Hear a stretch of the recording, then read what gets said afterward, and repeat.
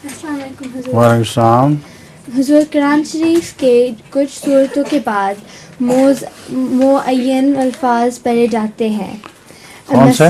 मुअय्यन अल्फाज किसके बाद बाद सूरतों के हैं? बाद सूरतों के बाद, मसलन सूरह 3 के बाद बला व अना अला ज़ालिका मिन शाहिदीन पढ़ते हैं। ठीक. क्या ये और कौन सी सूरत के बाद क्या पढ़ते हैं? याद नहीं, एक ही है ना. मेरे ख्याल है। हाँ. लेकिन ये सुन्नत है या, और अगर ये पढ़ना भूल जाए तो क्या गुनाह होगा? गुनाह तो कोई नहीं होता है इन बातों में, लेकिन है ये सुन्नत, पढ़ना चाहिए. है सुनाए.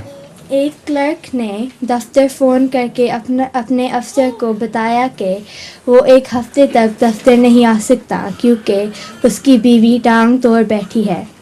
अफसर ने गुस्से में पूछा, लेकिन आप क्यों एक हफ्ते